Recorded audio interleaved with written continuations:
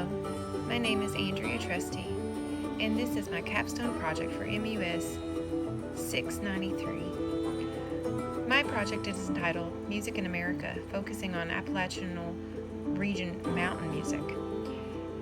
I did this project because it is part of my heritage, and I am from the foothills of the Appalachian Mountains, located near the Daniel Boone National Forest. This project is personal for me, and it applies all the things that we have learned in this class about how music of certain regions are heavily influenced by other cultures and traditional instruments that really enhance our understanding of this culture and how that it came to be. I have put it into the mindset, of course, of music educators to use in the classrooms. This is friendly for most all of elementary through middle, and will be a good resource for Americana and cross-cultural lessons. So in it, I put it into 3 parts, and you may change or use any of this information at your will. As with anything we use, I've condensed it to the core elements and tried to focus on elements that I find interesting and the students will find interesting.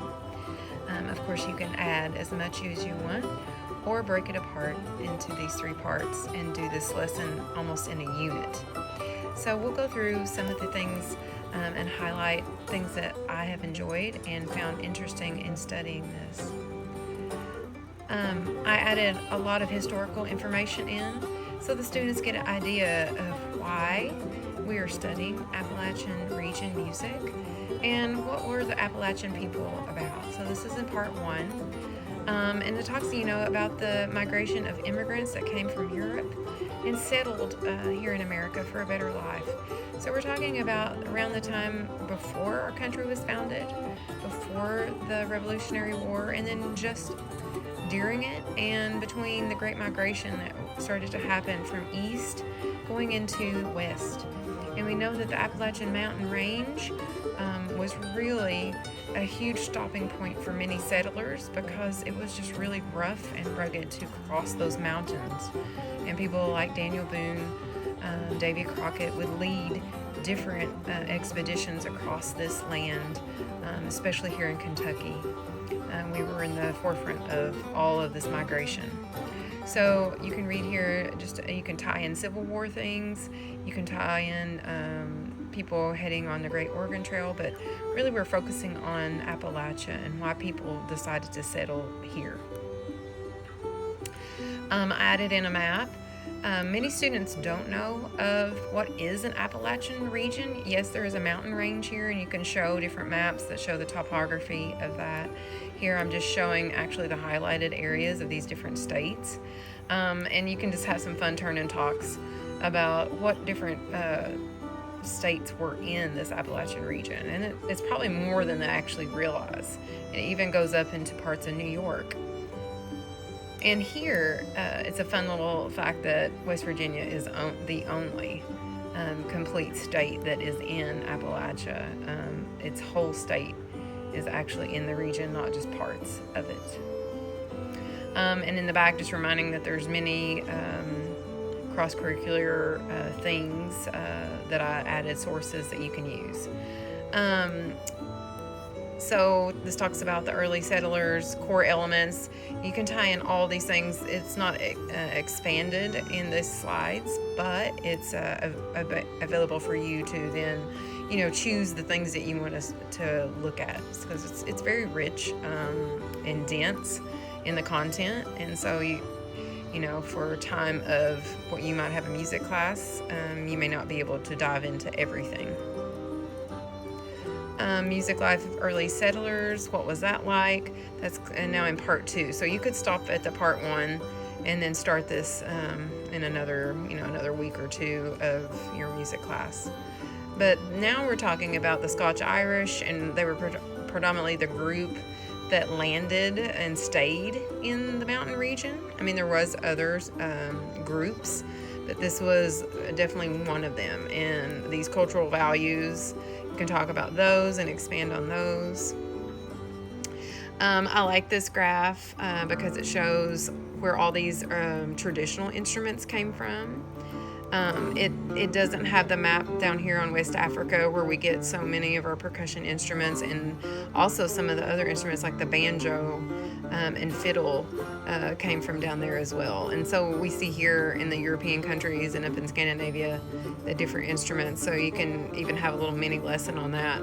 This is a great short video about talking about where instruments come from, especially the mountain dulcimer, which I highlight in this selection. Talks about how instruments and performers are linked and why that's important. So you can go down many paths with this, and this is just one example. I put some historical roots here and talk about how performers have influenced different instrument development and performance practices. So this is just one example. In the early 1930s, Earl Scruggs was just one person that took the banjo as an instrument that was used primarily to support a bluegrass or a traditional folk sound, and he really made it virtuosic by a certain way that he used to what they call pick or play the instrument.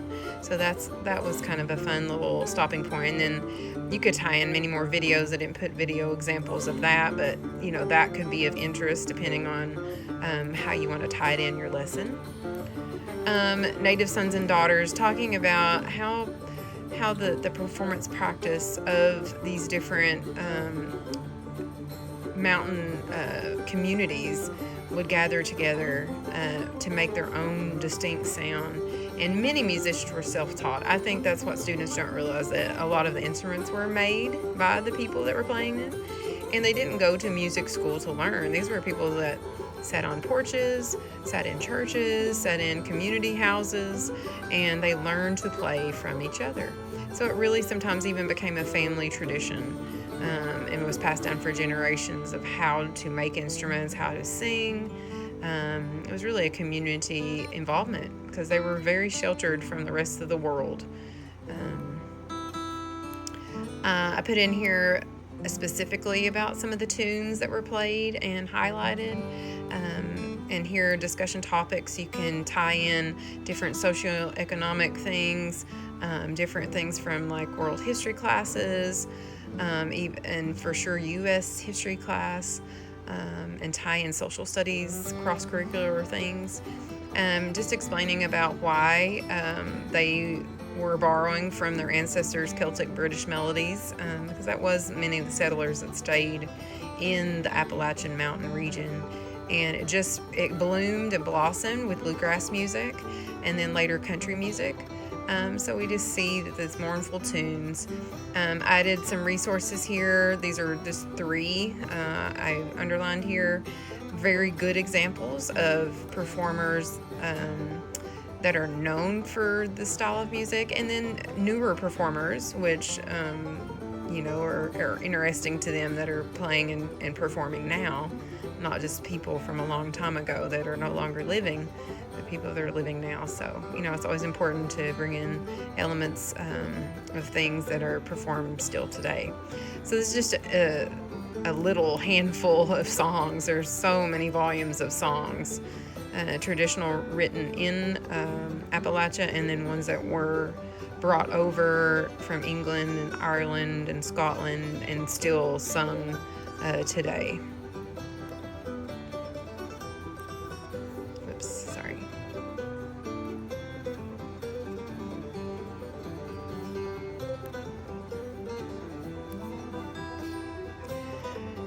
And then I have the instrument spotlight, the Appalachian dulcimer. This is part 3, so you really could stop there on part 2 and then continue on this one, and just see how that this instrument is highlighted. I always think it's fun for students to really focus on one particular instrument and learn a little bit about it. And you could do that for all the instruments in the Appalachian tradition, and take one part each and just add to this slideshow, and include your own if you want to do guitar, fiddle, all those. I didn't do all those. I did some, I picked this one, and then I did a couple more fun percussion ones coming up. So Okay, so this just talks about the dulcimer. This, of course, is Joni Mitchell. You could tie in that. There's so many things that you can do. And again, the elements of what we're talking about, why that is important. You could go back to the map of the different instruments and where they came from, because this is definitely patterned after some instruments like the lute, and some instruments in Poland, different places like that, that look very much like the dulcimer.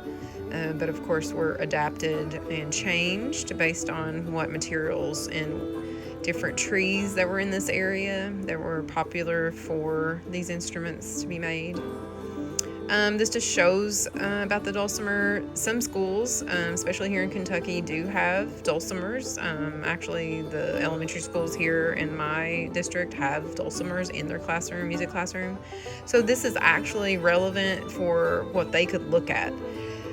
And this just tells a little bit more. This is a fun, I always love to show videos of kids playing. I think that's nice for not just adults always playing something, but an actual child playing the instrument. So there's a media tab for that. Just a fun little facts like to throw in, because kids, that really sticks in their brain, like, oh, it's a turkey feather. That's what they used to play with. And why? Because we have a lot of turkeys in Appalachia. They're native to Kentucky and different parts of Appalachia. And so you could find a turkey feather, and they're very strong, and it would make a really good strummer thing to strum a dulcimer with. And of course they used wood, so I added on there too. So just little fun facts, things to keep it interesting.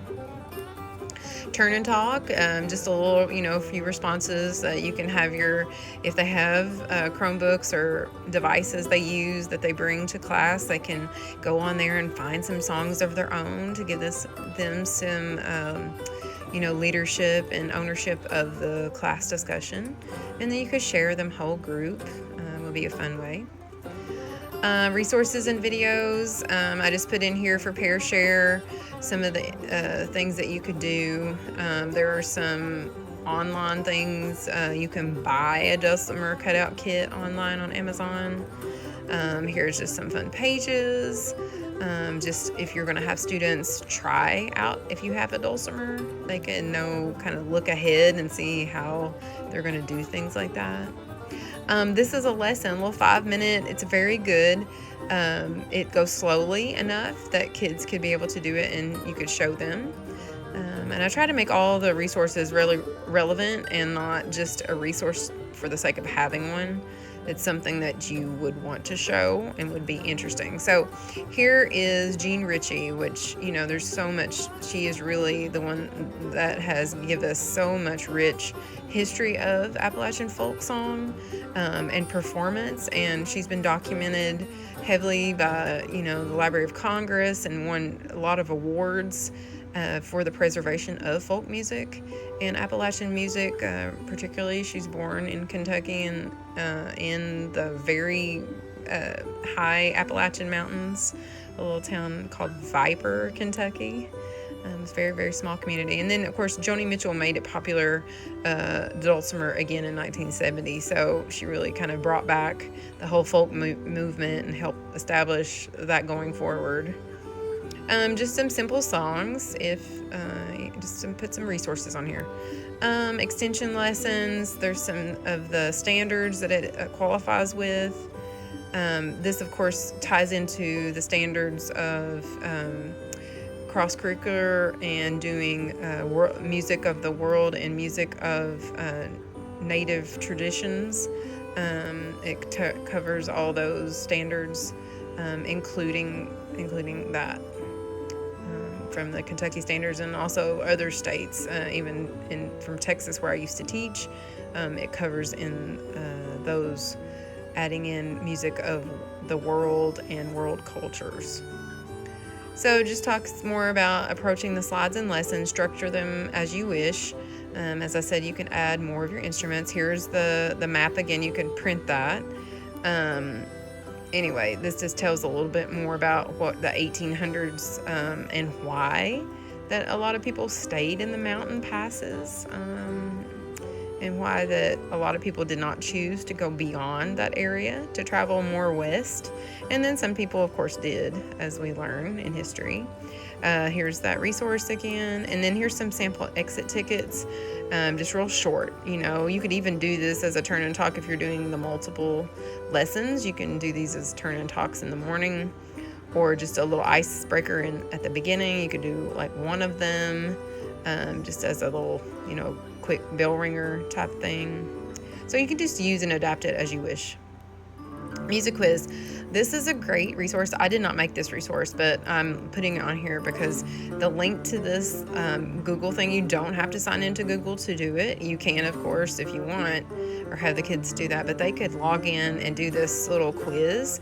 And if you have studied most of the things in this PowerPoint that I have, and use that website that I also put on Canva and linked on our class site here, you can use this resource, and it's really fun. So here's just like one of the samples of the questions.